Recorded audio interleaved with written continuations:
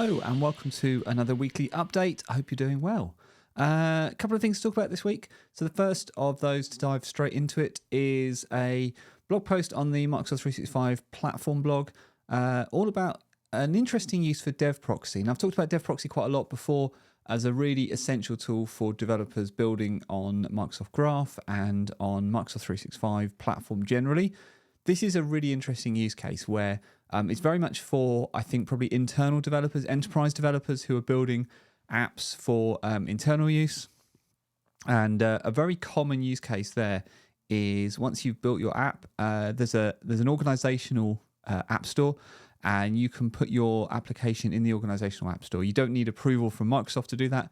It shows up. It's not like a public app store. It shows up in apps. In Teams, there's a special place in the Teams app to see what apps are built for your org.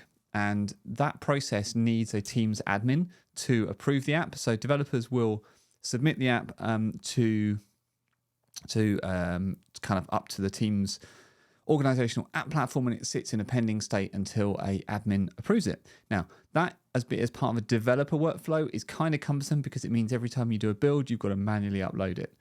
There's a cool process of doing that with APIs. So you can actually send your app, you can submit your app programmatically to the Teams App Store. And what the dev proxy team have done is made a nice way of testing that process, which is really nice. So let me show you the blog post. So this is like a simulator, if you like, an API simulator to allow you to test that process of submitting to the App Store. Because it's a webhook notification validation thing that happens from the Teams Admin Center. And that's kind of the way it works. So there is a bunch of stuff to test because there are things in there that can go wrong. There are error codes that you might get back. You need to be good at handling. So it is absolutely worth mocking this. So the dev proxy does a really nice job of doing that. You can see in the screenshot here. It's a little bit small to see, but go check out the blog post. It's doing some cool stuff. It's posting up to notification to kind of set up that process. And then this is really nice. Like, this is for lots of internal things. I know it feels like it's super niche, but actually that is a process used by lots of big organizations around the world for submitting apps to their organizational app store. If they can take out a part of that manual process and make it part of the CI/CD pipeline, that's really huge. That's really cool for a lot of dev teams. So that's exciting to see. If you are a developer inside a big organization, inside an enterprise, go check this out because you can programmatically push updates to your app, or even new apps, I guess, up to the Teams App Store for your admins to approve and roll out. And not only can you do it programmatically, you can now test that and mock it using dev proxy. So that's really, really nice. Okay, there's a big update there's an update blog post to the Visual Studio Code Teams Toolkit. So this is the Teams Toolkit that lives inside Visual Studio Code. And the reason I wasn't quite sure about this blog post is that I actually feel like we've seen some of these things for a while. It just hasn't been announced, which is really nice. It's a good way of doing it. By the way, Microsoft Marketing, take note. It's a good way of doing it to roll out the things and then talk about them rather than the other way around. This is nice. This is a roll-up for March. Roll-up blog post. And the only reason I say that is like the top thing is something I thought had been there for a while, which is the ability to build your own Copilots in Teams with the Teams AI library. Now, I thought the Teams AI library was in Visual Studio Code for a while, but I went back and had a look, and I don't think there was a February update for the Visual Studio Code Teams Toolkit. There was a January one, and it wasn't in the January one, so I feel like it's probably come out between January and now. And that's not very long, but in the world of Copilots and AI, it feels like a long time because so much has happened. So anyway, if you weren't aware of this, go check this out in Teams Toolkit in Visual Studio Code. You can very easily now build an AI chatbot using some sample code. And they've made some other enhancements and bug fixes as well. But, this is the big one. This is the one to be aware of. I think this is the one to go and try and play with. I do have a blog post and video coming fairly soon, but it's not actually about Teams AI library, but it is using Visual Studio Code for one of the other things you can do with it, which is building extensions in Copilot. So I must get on and do that video because I think it's interesting. Okay, so that's worth checking out if you haven't done it already in Teams Toolkit. Okay, let's go slightly zoom out a little bit, and I just want to kind of draw your attention to this blog post, which is on the official Microsoft site, which is the news that Mustafa Suleyman, who's one of the co-founders of DeepMind and Inflection, he's joining Microsoft to lead Copilot. And there's a few things going on here, and I don't kind of tend to focus too much on like the business side of Microsoft and the news there, because there's lots of other people doing that. The only reason I wanted to bring it to your attention, really, it's just interesting to just note that if you didn't already think Microsoft was doubling down on AI, this is like tripling down on AI.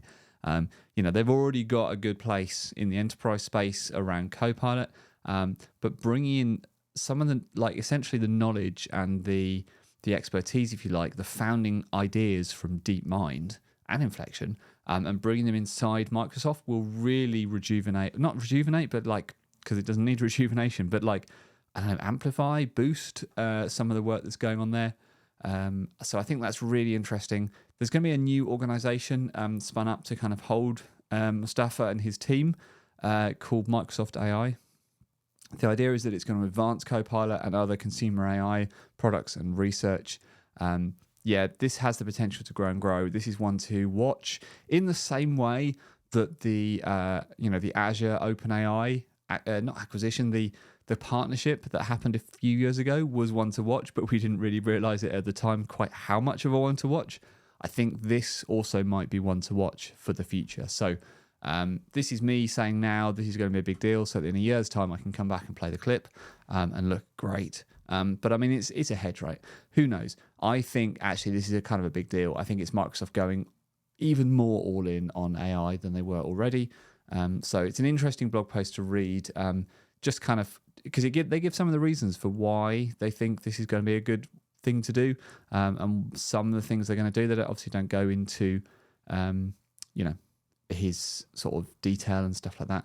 But it's interesting, like, so the Copilot team, the Bing team, and the Edge team, and the Gen AI team are all now going to report to Mustafa. So I think it's going to be interesting. I think it'd be really good for Microsoft to have one guiding mind here and to have one voice at the top kind of leading the direction on AI. I think that will really help unify. So it'd be interesting to see what they do here. And finally,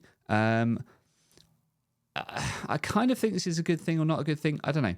So here's the blog post. The blog post is Prompt Like a Pro. Prepare for your week with Microsoft Copilot in Teams.